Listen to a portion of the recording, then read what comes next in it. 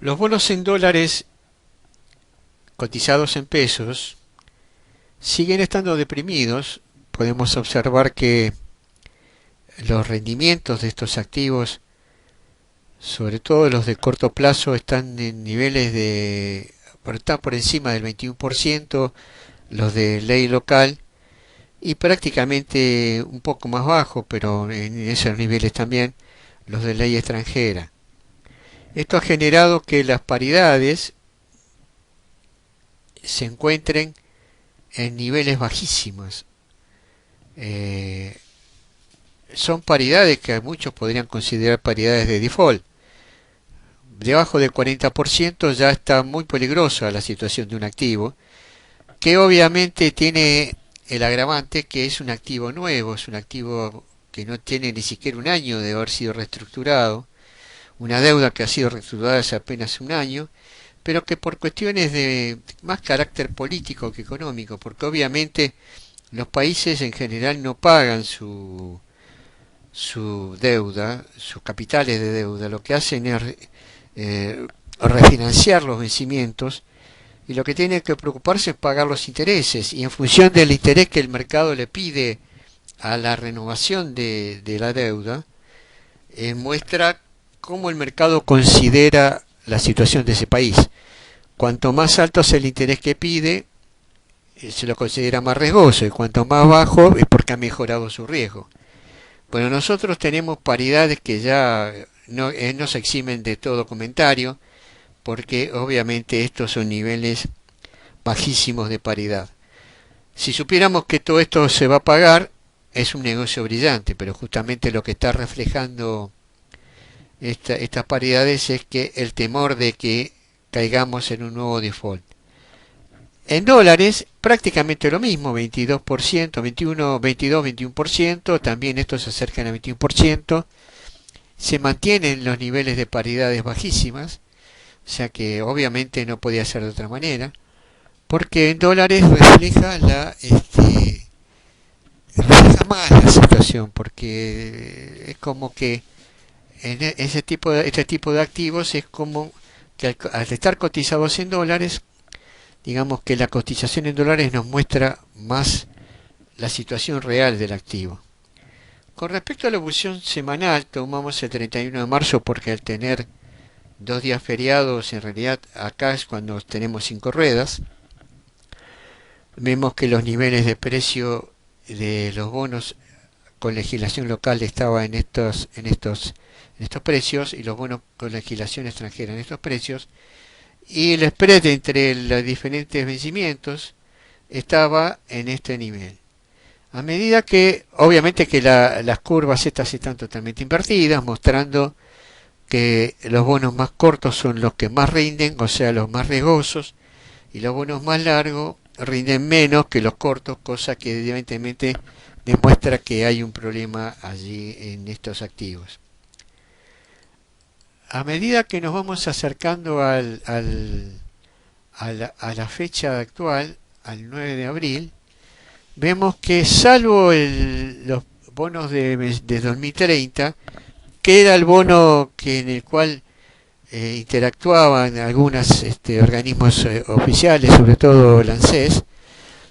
para hacer el rulo y seguramente el Banco Central también, para hacer el rulo de contado con liquidación, y dejar y aplanar la suba del dólar, sobre todo el dólar libre. Y también parece curioso, si no es más que curioso, ¿no? Parecería como que es una broma la que nos están haciendo, quedarse con la diferencia de cambio entre el dólar oficial y el dólar contado con liquidación. Pero bueno, así funcionan las cosas en la Argentina. Vemos que, salvo los 2030, el resto bajó. Acá también el 41, pero venía con había sido muy castigado anteriormente, y ahora como muestra una ligera recuperación. Pero lo que sí es notable también el incremento del spread entre los 2038, que es un activo que pinta ser muy interesante, dado que, por ejemplo, muestra que dentro del esquema de los bonos de mediano plazo, por llamarlo de alguna manera, son los que tienen mayor rendimiento y menor duración, o sea, tienen el efecto del potencial retorno o rendimiento positivo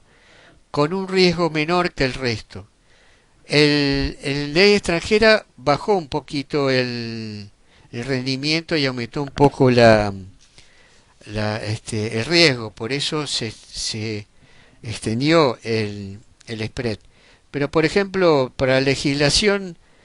local con activos de mediano plazo, obviamente que este pinta a ser un bono muy atractivo. Hay que vaya a saber qué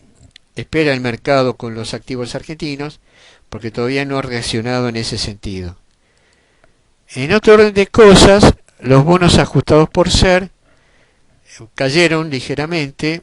aunque son también los bonos que seguramente, una vez que el mercado logra acomodarse medianamente, van a recuperarse, porque obviamente estos activos, lo decimos siempre, reflejan la tasa de interés real, y si suponemos una inflación que supere el 50%, para que el interés real de un activo sea positivo, debería ser la tasa de interés nominal mayor al 50%. Y es muy difícil pensar que este gobierno acepte llevar la tasa de interés a esos niveles, con lo cual es muy probable que tengamos un ajuste por inflación muy importante en el capital de estos bonos, que sea tan importante que supere la posibilidad de colocar en cualquier tasa nominal que el mercado ofrezca de aquí a fin de año, sobre todo en época de elecciones. La curva está normal, en ese aspecto tiene un comportamiento lógico, con algunos activos que ya tienen rendimiento negativo, ¿no? Acá vemos que Pro13, el TC21, los 2021 tienen rendimiento negativo. Y esto demuestra que, obviamente, acá ya estamos pensando en tasa de interés real negativa para el mercado argentino. También vemos que desde que comenzaron a crecer o a ser importantes estos activos, que fue a comienzos de noviembre del año pasado, que es cuando el mercado empieza a tomar posiciones con estos activos, hemos tenido interesantes retornos, hemos tenido mejores retornos que esto, porque hubo una serie importante corrección en el nivel de precios de estos bonos. Pero, de todas maneras, todavía mantienen tasas directas más que interesantes en periodos de tiempo relativamente cortos, y tasas nominales anuales que son mucho más interesantes que las tasas de mercado que podamos conseguir con cualquier inversión en pesos, salvo el Quasipar, pero el Quasipar es un activo que prácticamente es totalmente ilíquido. Bueno, esto es un poco el resumen de los dos sectores más importantes de la deuda soberana argentina.